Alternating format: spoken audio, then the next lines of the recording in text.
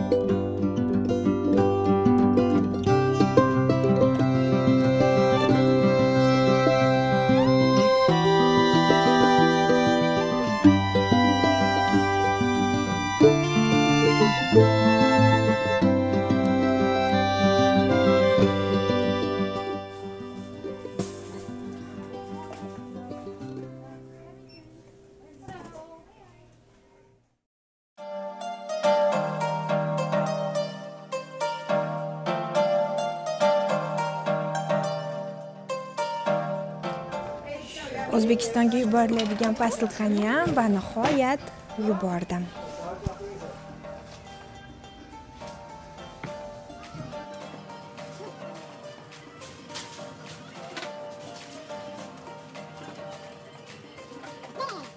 Qizlar, men uydaman. Kelishimga pochtalyon yana bir buyurtmamni olib kelibdi. Bu buyurtma zakazim Maxachqal'adan, ya'ni Dog'istondan keldi.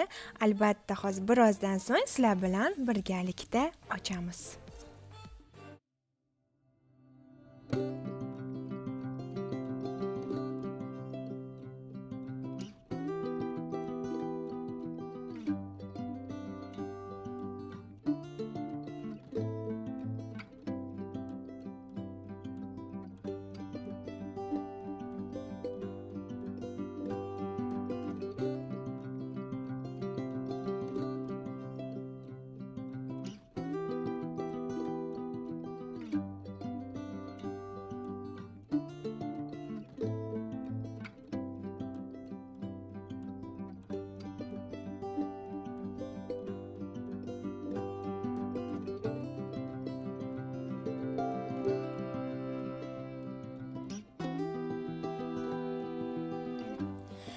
Deyarli uy ishlarim tugadi. Hozir toza yuvilgan idishlar joylashtirib, navbatda turgan idishlarni yukladim. Bir ikkita qizlar Telegramimga yozgandi. Nigora, idish yuvadigan mashinani olishga arziydimi deb savol jo'natishgan ekan. Qizlar, arziydi. Otasiga ming rahmat. Shu idish yuvadigan mashinani o'ylab topgan insonga. Idishlar juda ham qo'lda yuvilgandan ko'ra toza yuviladi va albatta suv ekonom bo'ladi birinchisi. Agar uylaringda naporlaring yaxshi bo'lsa, sharoitlaring bo'lsa, men idish yuvish mashinasini olishni 100% tavsiya qilaman. Juda ham vaqtlaringni, asablaringni tejaydigan bir yordamchi. Xuddiki oldin kichkinaligimizda Kirgiziya mashinalarida kir yuvardik. Bir kun vaqtimizni olardi. Onalarimiz qancha kuchini, vaqtini olardi. Mana hozir avtomat kir mashinalar paydo bo'lgandan keyin qanchalik qulaylik paydo bo'lgan, to'g'rimi? Shuning uchun idish yuvish mashinasi ham xuddi shunaqa har taraflama qulay, juda ham zo'r narsa. Albatta qarab, o'qib, o'ylab, solishtirib ko'ringlar va olishga однозначно tavsiya qilaman. Qizlarjonlar, men hozir sizlar bilan juda ham bir foydali maslahat bilan bo'lishmoqchiman. Ushbu maslahat hamma bekajonlarga menimcha as qotsa kerak, chunki uyimizda issiq joyda saqlangan yoki uzoqroq turib qolgan paytlarda un, guruch yoki boshqa do'kaklilarimizga qurt qumursqa tushish ehtimoli ko'payishi mumkin. Shuning uchun men har doim do'kaklilarimni to'ldirganimdan keyin biroz to'kildi. do'kaklilarimni to'ldirganimdan keyin ularning ichiga bir donadan lavr yaprog'ini solib qo'yaman. Ayniqsa do'kaklilarga nafaqat lavr yaprog'i, balkim bir qoshiq tuz ham solib qo'ysak, hech qanaqa qurt qumursqalar tushmaydi. Albatta ushbu maslahatni qo'llab ko'ringlar qizlar. Mol tilidan salat qildim. Chunki tilni o'zini rosa yedik, bolalarim maza qilib yeyishdi. Shuning uchun raznoобразие bo'lishligi uchun men salat qilib qo'ya qoldim. Bu salatim ichiga qizil konservalangan kecha lovyamdan qolganda ozgina piyoz bilan shuni ustiga mol tilini to'g'radim, bodring to'g'radim, pomidor, zelen, chesnok va ozginagina mayonez qo'shib yubordim. Xohlaganlar mayonezsiz ham juda ham mazali bo'ladi, lekin ozgina bir qoshiq mayonez qo'shkim keldi. Qizlar, bilasizlarmi, til juda ham foydali aslida. Uni hozir nima uchun, qanaqa foydasi borligini sizlarga aytib bermoqchiman. Birinchisi bu albatta kaloriyasi kamligida. Ayniqsa PPda o'tirgan, ya'ni to'g'ri ovqatlanishda o'tirgan ayollarimizga, umuman insonlarga, PPda o'tirgan insonlarga, PP правильное питание, ya'ni to'g'ri ovqatlanish degani. Juda ham to'g'ri keladigan, chunki kaloriyasi kam, yaxshi yordam beradi ozishga. Ikkinchisi, bu eng yaxshisi, bu homiladorlarga va qorindagi bolaga muhim nutrientlarni yetkazib beradi til. Shuning uchun albatta homiladorlarga ham tavsiya qilaman. Keyin protein va shu mikroelementlari immunitetni ko'taradi. Immuniteti past odamlar ham albatta til yeb turishlari foydali. Keyin buni foydali minerallari soch, teri, tirnoqlar uchun juda ham foydali. Yaxshi yordam beradi. Sochlarimiz, tirnoqlarimiz yaxshi o'sishi uchun. Keyin emotsional yordamchi, kayfiyatni ko'taradi.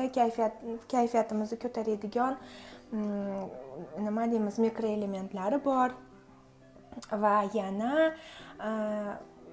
kuchsiz organizmga koni foyda qizlar. Ayniqsa operatsiyadan keyin chiqqan bemorlarga tilni albatta yedirish kerak. Juda ham foydali, yaxshi kuch beradi. Keyin undan tashqari nikotin tarkibida bo'lganligi uchun migren, bosh og'rig'iga yordam beradi. Va diabetiklarga juda ham foydali, insulin ishlab chiqarishga ham yordam beradi. Va yana bir asosiy foydasidan biri bu bolalar uchun. Bolalar til ko'p yeyishsa, ularni o'sishiga, yaxshi aqliy rivojlanishiga, jinsiy rivojlanishlariga juda ham katta yordam beradi qizlar. Shuning uchun tilni albatta yeb turish kerak. Juda ham mazali bo'ladi. Yemaganlarga albatta tavsiya qilaman. Yoqtirmaydiganlarga demoqchi edim. Til yoqtirmaydiganlarga albatta tavsiya qilaman, yeb ko'ringlar. Shunaqa gaplar qizlar. Chiroyli qilib hozir idishga solib stolga tortamiz. Yana bir narsa aytmoqchiman, qizlarjonlar. Biz xo'jayinim bilan rus maktabda rus do'stlar orasida katta bo'lganligimiz uchun ko'p shu ruscha so'zlarni ishlatib boraman. Shuning uchun xafa bo'lmaysizlar, to'g'ri tushunasizlar degan umiddaman. Hozir shuni ustida ishlash harakatidaman. Farzandlarimga ham o'zbekchani gapirishni o'rgatish harakatidamiz. Shunga menimcha qizlarim meni to'g'ri tushunishadi. Mana qizlar, qanaqangi shirin, mazali til salatimiz bo'ldi. Yoqimli ishtahalar, sizlar ham albatta tayyorlab ko'ringlar.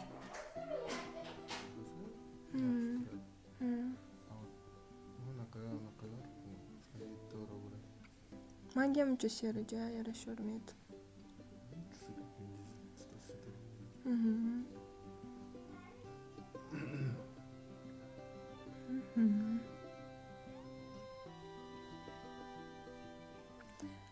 Qizlarimiz xonalarida o'ynashyapti, biz esa onlayn shopping qilyapmiz.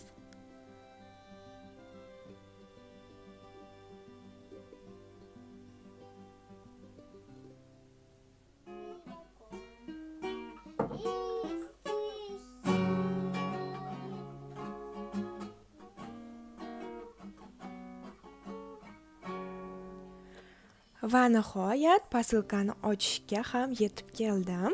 Hozir hammani qornini to'ygizdim, tinchlantirdim va endi posilkani ochishga o'tamiz.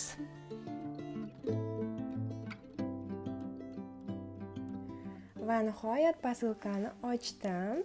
Juda ham mustahkam qilib o'rashgan ekan. Qizlar, bu dasturxon. Ya'ni qanaqa dasturxon?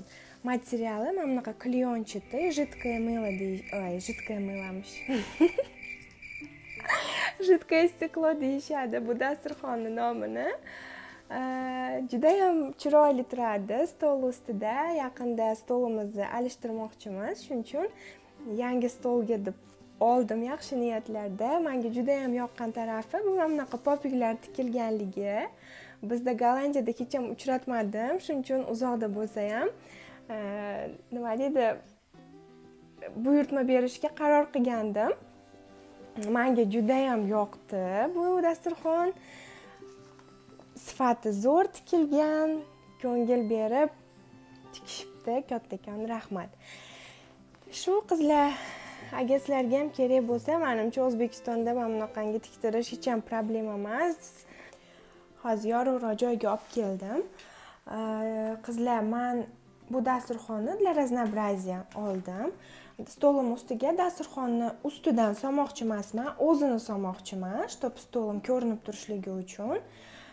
Va chiroyli tarelka, servirovkalar bilan juda ham go'zal turar ekan bu dasturxon. Xursand, yaxshi kayfiyat bilan sizlar bilan xayrlashaman qizlar. Yana bir kunlaringizni men bilan birga o'tkazganligingiz uchun kattakon rahmat. Ko'rishguncha qizlar, yaxshi dam olinglar.